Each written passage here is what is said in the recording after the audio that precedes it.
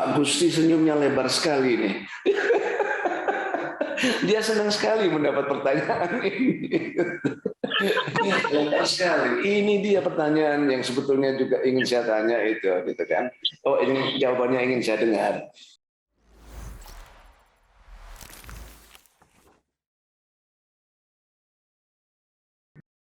Baik, Mbak, baik. Terima kasih penjelasannya. Tapi semoga cukup menjawab ya pertanyaan dari dari siapa tadi, Mas? Dari Mas siapa tadi ya? Nah itu pokoknya semoga menjawab. Terakhir Pak Agus ada pertanyaan nih Pak soal rekonsiliasi 65. Cek. Sebentar Pak, saya bacakan lagi pertanyaannya. Menanyakan bahwa sebenarnya sekarang posisi rekonsiliasi peristiwa 65 yang tadi Bapak katakan bahwa sebagai rekonsiliasi bangsa sudah mana, dan bagaimana posisinya DPR, pemerintah dan juga tentara, begitu pertanyaannya Pak, kurang lebih.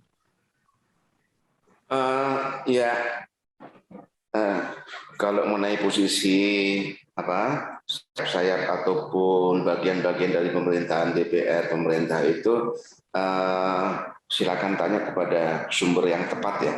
Tapi kalau saya mungkin melihat dari penilaian saya terhadap elemen-elemen yang terkait dengan rekonsiliasi ini, gitu. Tentang rekonsiliasi ini. Secara real saya belajar pertama tentang bagaimana saya pernah ikut dalam delegasi yang berkunjung ke Afrika Selatan pada waktu itu. Kita bertemu dengan beberapa tokoh-tokoh dan pejabat fungsionalis rekonsiliasi di Afrika Selatan.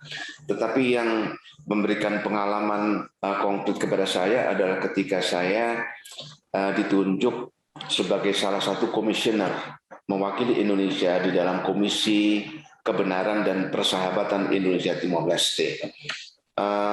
Di situ dibentuk sebuah komisi, maka komisi itu bertugas pertama untuk sebetulnya ini melaksanakan tugas Komnas HAM. Apakah memang terjadi pelanggaran HAM berat di tim-tim seputar jajak pendapat. Kemudian yang kedua adalah tidak menafikan masa transisi yang terjadi di Indonesia, dan yang ketiga bagaimana membangun upaya-upaya persahabatan di antara rakyat Indonesia dan rakyat Timor Leste. Ini merupakan kasus yang menarik, yang sebetulnya banyak yang bisa kita pelajari kalau memang kita tidak baper ya. Ini model yang memberikan pembekalan tentang rekonsiliasi kepada saya. Tentang KKP itu sendiri, sebetulnya KKP walaupun disetujui oleh tripartit di PBB pada waktu itu, tapi sebetulnya juga menurut saya sih kurang membumi, ya, terlalu cepat diputuskan. Keputusan tentang KKP itu terjadi referendumnya saja itu tahun 99. Gitu. 98 Presiden Soeharto itu baru saja mengundurkan diri. Gitu. Sehingga sebetulnya suasana itu masih suasana Orde Baru. Gitu. Artinya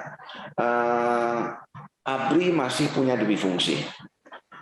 Polri masih berada sebagai bagian dari struktur ABRI. Gitu. Tetapi di dalam kesepakatan tripartit itu dinyatakan bahwa sudah dipisah antara TNI dan Polri. TNI itu melaksanakan fungsi external defense, pertahanan untuk menghadapi ancaman dari luar negeri, ancaman militer dari luar. Polisi bertanggung jawab atas penegakan hukum dan Kamtibmas di Timur Timur pada waktu itu. Ini kan pemaksaan sebetulnya. Polri dipaksa untuk melaksanakan tugas yang terpisah dari ABRI.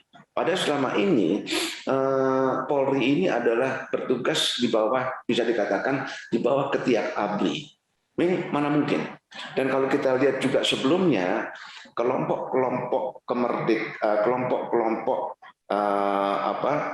merah putih itu berada di bawah pembinaan dari institusi-institusi Indonesia.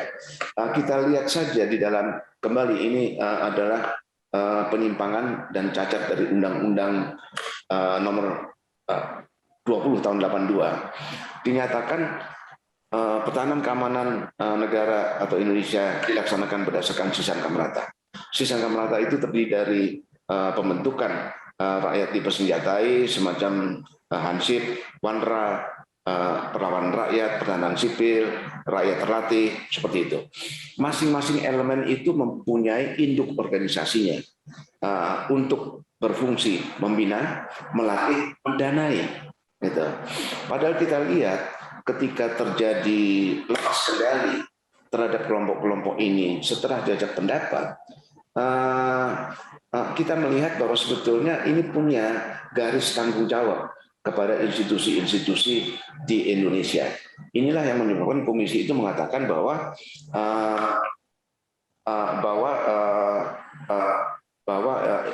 Indonesia bertanggung jawab untuk itu, gitu. Nah, bukan karena apa, bukan karena kita juga menjual nama TNI atau Indonesia, tapi berdasarkan itu undang-undang kita, gitu. Itu undang-undang kita. Jadi pelajaran pertama yang bisa kita tarik dari situ adalah bahwa kalau dikatakan bahwa TNI, Polri bertanggung jawab atas terjadinya pelanggaran HAM berat tim-tim, itu sebetulnya bukan TNI saja, itu sebenarnya ada bangsa Indonesia, karena itu ada di dalam undang-undang kok, gitu. Siapa yang bikin undang-undang? Ya bangsa Indonesia. Nah ini kalau memang kita mau mengambil pelajaran yang sangat berharga adalah hati-hati di dalam melakukan proses legislasi dan menyusun undang-undang. Nah itu ya. Nah dari situ kemudian saya masuk di dalam KKP. Pada sisi Timor Leste sudah menjadi Republik Demokratik Timor Leste. Komisioner Timor Leste itu adalah orang-orang yang mengenal Indonesia, dulu melawan Indonesia dan menjadi mata-mata Indonesia. Di sisi Indonesia kebanyakan, dan juga dari Timor Leste sih, kebanyakan itu adalah figur-figur yang punya latar belakang hukum. Ini juga menurut saya sih salah persepsi, karena KKP itu bukanlah komisi hukum. KKP itu adalah komisi politik yang sudah disetujui oleh kedua pemerintah di bawah pimpinan Sanana Gusmao dan Presiden SBY. Gitu. Di sini sangat berperan goodwill dari Sanana Gusmao pada waktu itu, saya lupa presiden atau perdana menteri, saya lupa, mungkin presiden pada waktu itu, untuk melihat suksesnya KKP Indonesia Timor Leste. Gitu. Awal-awal memang sulit, karena Timor Leste, Komisi Timor Leste akan terus ngotot yang bertanggung jawab adalah TNI. Kalau dia mau bersifat untuk mengendalikan dan menghentikan, dia bisa, karena dia melakukan pembiaran. Itu keras sekali, itu keras sekali. Nah, kita harus berpikir kemana kita harus bergerak untuk sampai kepada kesepakatan. Ya, pada akhirnya kita sampai pada kesepakatan. Artinya di situ saya melihat bagaimana sih proses rekonsiliasi antara Indonesia dan Timor Leste, antara Komisioner Indonesia dan Komisioner Timor Leste. Pertama-tama adalah perlu dibangun rasa saling percaya, trust building itu harus ada. Yang kedua, kalau orang tetap berjalan maju menyalahkan lawannya, tidak akan tercapai rekonsiliasi. Yang dipersyaratkan untuk rekonsiliasi itu adalah introspeksi terhadap golongannya sendiri. Apa sih sumbangan saya terhadap terjadinya kekerasan? Apa sih sumbangan terjadinya sumbangan dari kelompok saya terjadinya korban dan lain-lain. Nah itu sana itu adalah mengadakan mawas diri, sini mawas diri, siapkan golonganmu untuk bisa menyadari kesalahan masing-masing. Baru kemudian ini ketemu dan maju untuk mencapai kesepakatan bersama. Nah, untuk saat sekarang, kalau kita maju kepada rekonsiliasi 65, itu tidak ada di dalam masyarakat Indonesia. Harusnya di dalam masyarakat Indonesia, masing-masing pihak itu mempunyai sikap introspektif untuk secara reflektif melihat peristiwa 65 dari Indonesia tahun 2021. Kalau kita buka sekarang penuh dengan pernyataan-pernyataan, maka pernyataan itu kalau kita lihat akan datang dari mereka yang terlibat di dalam tragedi itu, tindakan kekerasan itu, pada posisi tahun 65. Jadi kalau lihat dari pernyataan-pernyataan itu, kita bisa mengatakan Indonesia sekarang itu masih berada pada tahun 1965. Belum ada tanda-tanda bahwa masyarakat Indonesia ini mempunyai kebesaran jiwa, nilai-nilai peradaban yang memungkinkan mereka maju untuk mencari kesepakatan bersama menuju rekonsiliasi. Konkretnya adalah dari sisi katakanlah dari sisi ex anggota PKI, dari sisi PKI kata gampangannya ya. Mereka kalau bicara tentang 65 selalu mendramatisasi mereka sebagai korban. Mereka berbicara mulai dari tanggal 2 Oktober 65 ke sini ketika mereka dikejar-kejar dan menjadi korban. Mereka tidak pernah berpikir sebelum tanggal 2 Oktober sebelumnya bahwa PKI itu juga melaksanakan pembunuhan, bahwa PKI itu melaksanakan pelanggaran HAM berat, dan karena itu organisasi ini ada sejak tahun 48 itu sudah melakukan pembunuhan, pelanggaran HAM berat gitu. Ini tidak pernah dilihat oleh mereka.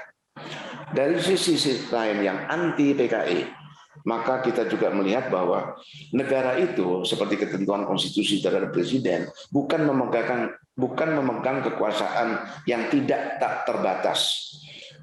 Negara itu seperti presiden punya kekuasaan yang terbatas. Tetapi mitos yang dipegang sekarang adalah terhadap pemberontak yang berbuat kesalahan, maka the state can do no wrong. Negara tidak pernah bersalah. Nah ini kan nggak bisa dipertemukan. Jadi dengan kondisi seperti itu, maka kita bisa mengatakan masyarakat Indonesia tidak cukup punya tingkat peradaban yang cukup tinggi untuk bisa masuk ke dalam wilayah rekonsiliasi itu. Tapi juga kemudian tadi ada satu yang mau saya katakan.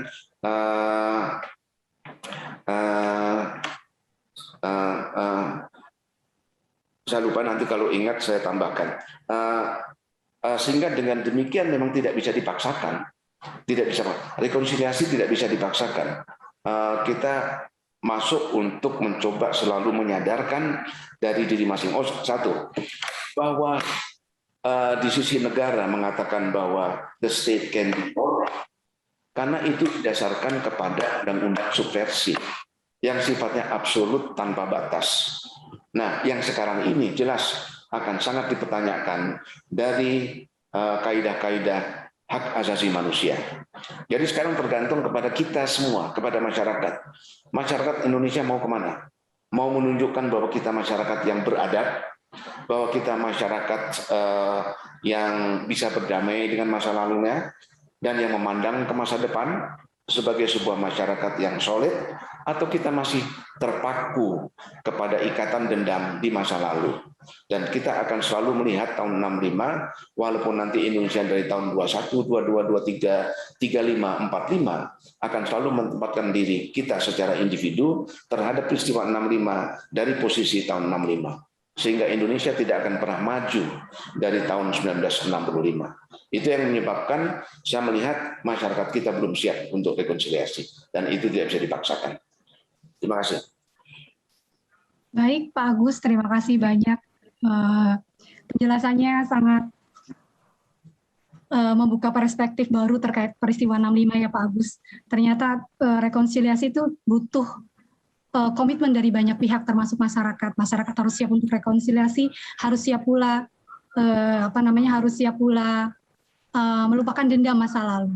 Nah, Pak Agus, untuk terakhir ini Mbak Rurit, Pak Agus dan Mas Gusti, kita memilih satu dari 3 narasumber ini, silakan memilih satu pertanyaan dari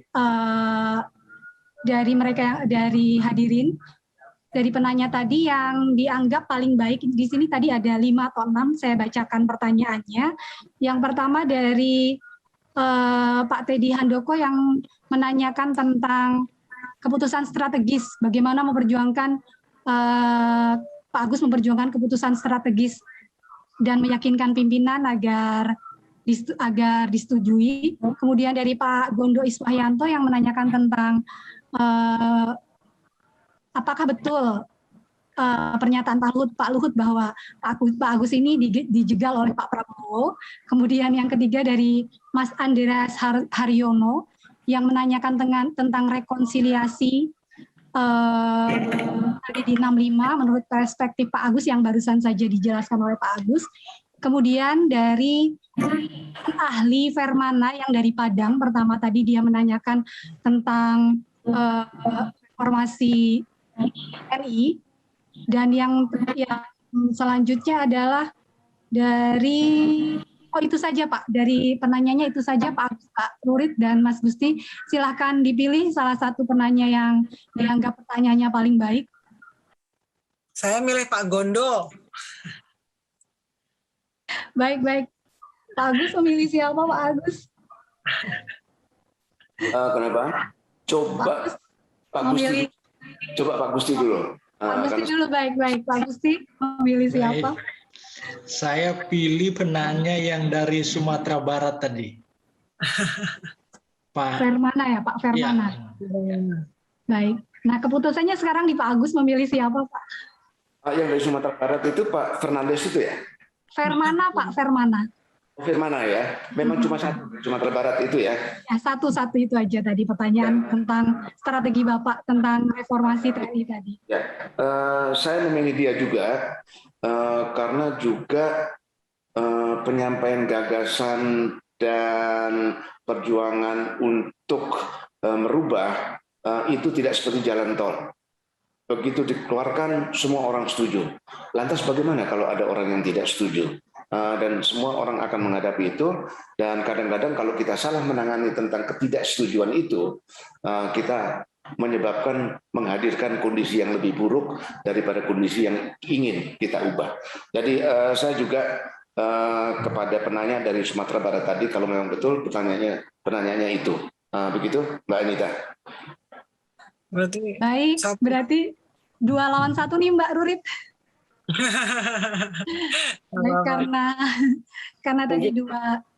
Mungkin itu perbedaan cara berpikir antara laki dengan perempuan mungkin ya. Mungkin. Kalau saya disuruh milih juga milih Pak Gondo, Pak. Baik. Karena dari 3 narasumber tadi memilih Pak Rian Algi Vermana sebagai penanya terbaik, maka keputusannya adalah Pak Rian Ahli Vermana menjadi penanya yang terbaik dan berhak mendapatkan buku dari penerbit Buku Kompas. Silakan untuk Pak Rian Algi Vermana mengirimkan nama dan alamat rumah lengkap ke ke email buku@kompas.com. Baik, terima kasih. Diskusi pada siang hari ini menarik sekali ya Mbak Rurit, Pak Agus dan Mas Gusti, karena waktunya nggak cukup sebenarnya 2 jam ini untuk membahas buku Bapak, karena ini tidak buku tentang Pak Agus ini tidak hanya menceritakan tentang bagaimana perjalanan hidup Pak Agus, tapi juga pemikiran-pemikiran Pak Agus, pandangan-pandangan Pak Agus, dan juga tentang dari buku biografi ini juga kita bisa melihat bagaimana sejarah reformasi TNI.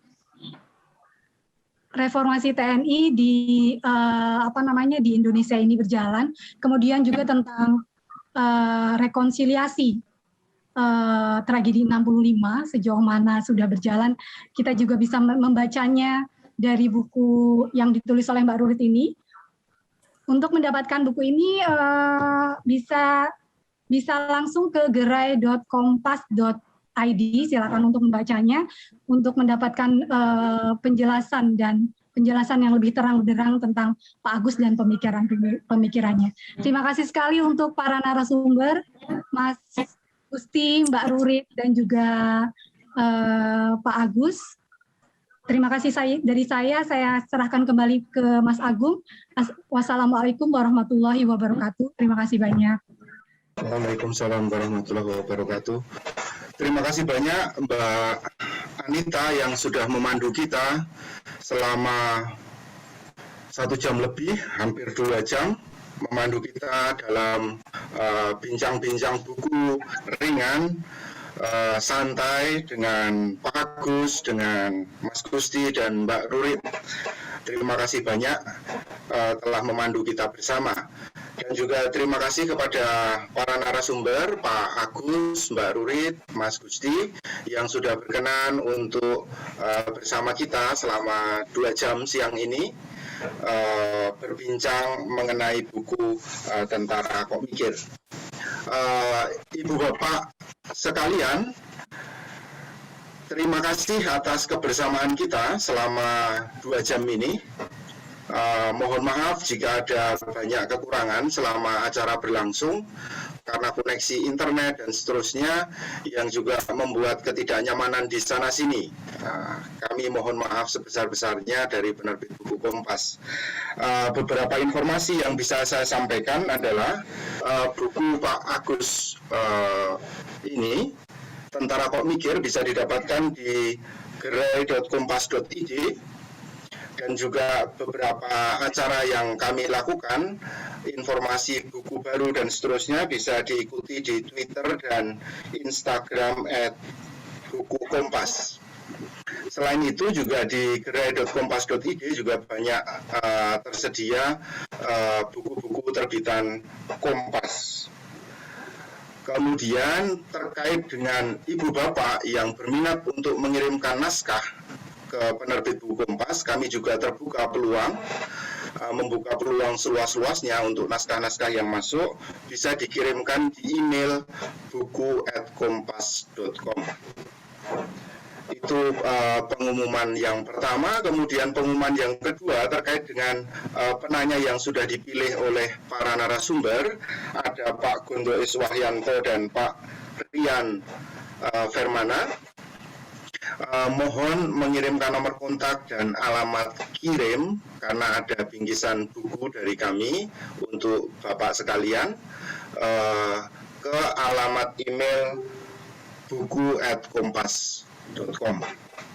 Sekali lagi terima kasih atas kebersamaan kita selama 2 jam ini.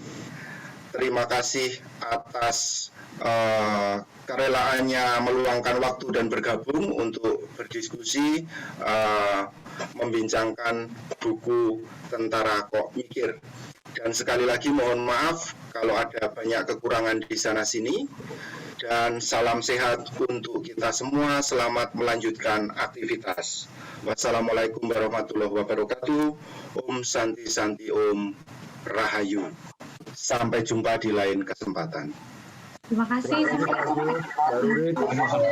Terima kasih semuanya.